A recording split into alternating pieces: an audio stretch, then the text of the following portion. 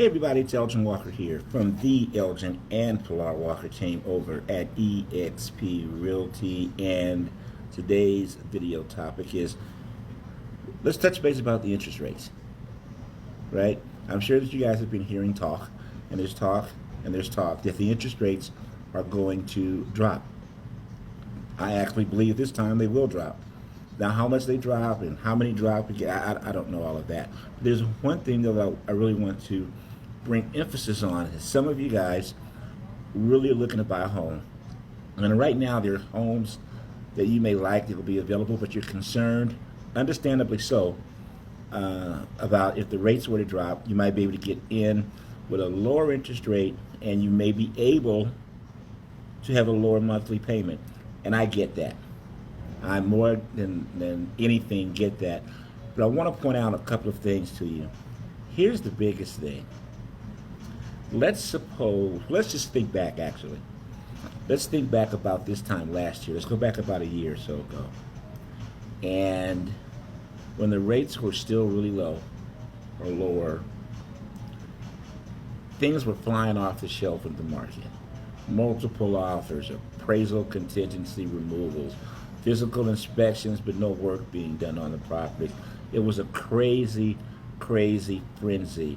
And when the rates started to rise, when the Federal Reserve began to rise interest rates, one of their targets, and what so many of our real estate pundits claimed, was that it was going to affect the market and affect property values. That property values would go down because of the affordability factor.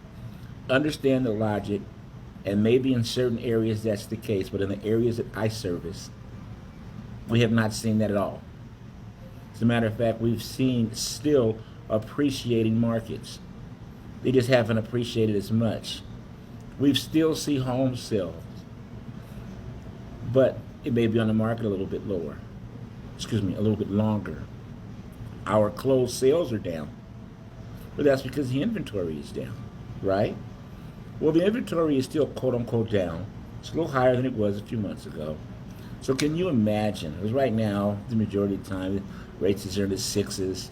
They had touched above 7, but they're in the sixes, Can you imagine what would happen right now if the interest rate, you woke up and it dropped to 5%, 4 3/4, 5 1/4, somewhere in that ballpark?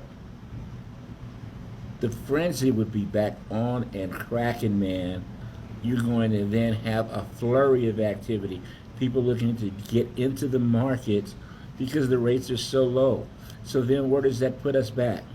That puts us back that, hey, to get the piece of property you like, you may have to pay $50,000 more, $10,000 more. You may have to not have as many rights with the property on the contingency part, because you can have so much competition.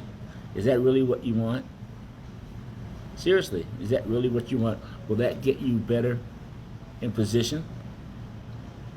Only you can answer that question, but what I can tell you is that the absolute answer is not, oh, rates are going to drop, rates drop, we can just buy. Well, sure, rates drop will give you more of an affordability factor, but if the property value hasn't gone down, the properties are the same, and now instead of there being one person fighting in that price range, there's 10 people fighting in that price range, what does it do to the value of the good? The good is the house that you're looking to get. What price range does that put it in, and what does it look like from you from an affordability there? Okay, the rate's a little bit lower. You might be able to afford it a little bit more monthly, but how much more? How much more down do you have to come up with? How much more, just cash? Things like that. So what I'm saying to you is this. If there's a property that you like now, and you qualify for it, my opinion is you buy it and you start to build in equity, because you'll already have your home set when this frenzy starts. You'll have equity in it. It'll be built up. You'll be making money on it. And as the rates go down, then at that point, you have a possibility to perhaps maybe refinance it and knock your monthly payment down. You don't have to take any money out of the house. You don't have to take sick. Don't do any of that. There's HELOC, there's stuff you can do. but now you got your property. So anyway, it's something for you to think about, something big for you to think about. Looking forward to talking to you guys again soon. And remember, no matter what you're going through in life, it is just a temporary condition because things do change. And it truly is a great life. God bless.